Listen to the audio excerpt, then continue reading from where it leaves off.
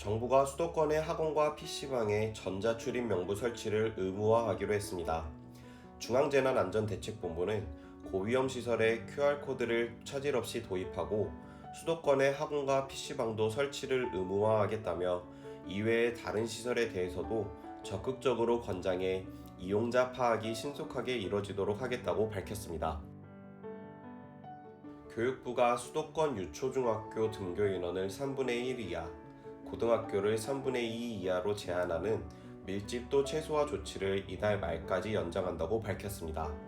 고등학교 3학년은 매일 등교하는 것을 원칙으로 1, 2학년이 격주제 또는 격일제로 등교하고 유초중학교도 3분의 1 이하만 등교하는 내용이 골자입니다.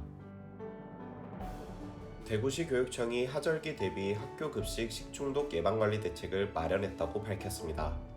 주요 대책은 급식시설 월 1회 이상 방역 및 시설 기구 등에 대한 세척 소독 강화, 식품 취급 및 조리 작업자 6개월 간격 건강진단 의무화, 부적절한 식단 배제 및 식중독 발생 우려 식품 제공 금지 등입니다. 서울 동작구가 관내 초등학교와 중학교를 대상으로 에코스쿨 조성 사업을 추진한다고 밝혔습니다. 에코스쿨은 교내 운동장 주변 유휴 공간에 녹지, 자연학습장, 쉼터 등을 조성해 학생들에게 자연 친화적 교육 환경을 제공하기 위한 사업입니다. 대구시 남구가 어린이 보호구역 내 불법 주정차로 인한 안전사고를 막기 위해 스마트폰 안전신문고 애플리케이션을 활용해 주민신고제를 실시한다고 밝혔습니다. 남구는 최근 일명 민식이법 시행 등으로 어린이 교통안전에 대한 시민들의 관심이 높아지자 주민신고제 신고 대상을 어린이 보호구역까지 확대했습니다. 식품의약품안전처가 최근 인터넷 쇼핑몰을 통해 눈알 모양 등 혐오감을 주는 불량식품 등이 국내로 들여오는 사례가 있어 단속을 실시한다고 밝혔습니다. 어린이 식생활안전관리 특별법에 따르면 사람의 머리나 눈과 같이 인체의 특정 부위 모양으로 혐오감을 주는 어린이 기호식품은 제조, 수입, 판매 등이 금지되어 있습니다. 돈과 화투 등 사행심을 조장하는 도안과 문구가 있는 정서제의 식품도 마찬가지입니다. 정부가 장애아동에게 집중재활치료 서비스를 제공할 네 번째 공공 어린이 재활병원 건립사업 지역으로 경상남도를 선정했습니다. 이에 창원시 창원경상대학교 병원에 2023년 어린이 재활병원이 개원할 예정입니다. 전남 순천시가 초록우산 어린이재단 전남지역본부와 순천사랑 아이사랑 만원으로 집짓기 나눔 캠페인 협약을 체결했습니다. 만원으로 집짓기는 가정해체와 경제적 어려움에 부닥친 아동의 주거환경을 개선하기 위한 사업입니다. 서울 강서구가 어린이 보호구역 내 교통사고 예방을 위해 단속카메라 12대를 설치하는 등 교통안전 대책을 마련합니다.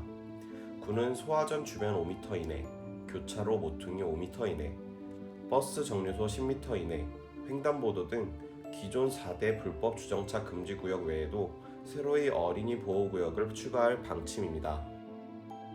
경북 청도군이 코로나19 사태로 임시휴관에 들어갔던 청도 어린이 도서관의 운영을 재개한다고 밝혔습니다. 군은 110일 만에 다시 문을 연 어린이 도서관에 대해 지속적으로 방역을 실시하고 책 소독기를 설치하는 등 다각도로 방역을 실시할 계획이라고 밝혔습니다. 경기도가 어린이집, 학교, 요양원 등 지하수를 식수로 이용하는 도내 교육복지시설 221개 시설에 대해 수질 조사를 실시한다고 밝혔습니다. 도는 수질 점검 결과 부적합 시설에 대해서는 상수도 공급, 생수 사용 등 식수원을 변경하도록 하거나 지하수 용도를 식수에서 생활용수나 농업용수로 변경할 수 있도록 후속 조치를 취할 예정입니다. 15세 미만 어린이가 코로나19로 숨지는 것은 번개에 맞는 것보다 더 가능성이 낮다는 분석이 나왔습니다. 영국 텔레그래프지에 따르면 케임브리지 대학이 최근 영국 통계청 자료를 분석한 결과 잉글랜드와 웨일스에서 5세에서 14세 어린이의 사망률은 350만 명 중 1명에 불과하며 5세 이하에서는 117만 명당 1명인 것으로 나타났습니다. 세종시가 한솔동 초롱꽃 어린이공원에서 모두의 놀이터 2호 기본 구상안을 도출하기 위해 어린이 디자인 캠프를 진행했다고 밝혔습니다. 모두의 놀이터 디자인 캠프는 관내 거주하는 초등학생을 대상으로 공개 모집을 통해 참가할 어린이 30명을 선정했습니다. 충북교육청 감사관실에서는 코로나19 종료 때까지 학교 업무 비대면 컨설팅 지원을 상설화한다고 밝혔습니다. 코로나19 여파에 따른 온라인 수업과 방역 등 학교 업무 가중으로 1학기 말까지 유초중고등학교의 종합감사를 중지한 데에 이은 학교 업무 경감 조치입니다. 충북 초중고교 교사들이 원격 수업의 우수 사례를 온라인 공간에서 공유하는 축제를 펼칩니다. 새로운 교육의 한 형태로 자리 잡은 원격 수업의 우수 사례를 공유해 더 나은 미래 교육으로의 도약을 위해 마련했다고 관계자는 밝혔습니다. 경기도 남양주시가 관내 초중고교 교사들의 코로나19 감염 예방을 위해 덴탈 마스크 2915장을 총 122개교 교사들에게 지원했습니다.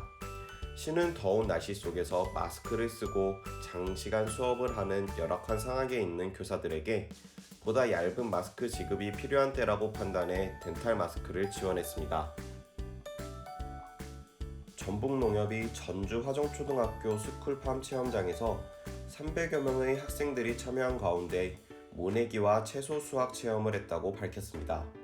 체험에 참여한 학생들은 조를 구성해 논을 대신한 벼상자를 활용해 직접 모를 심었습니다.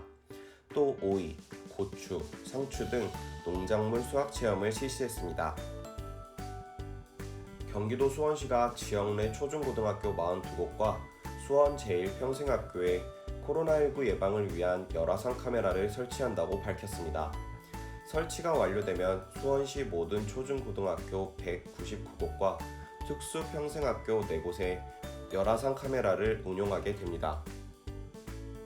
전북 정읍시가 미래농업을 이끌 지역 내 학생들에게 농촌 현장 체험 기회를 제공하고 농업 농촌의 중요성을 알리기 위한 오감만족 농촌 체험학습을 운영한다고 밝혔습니다.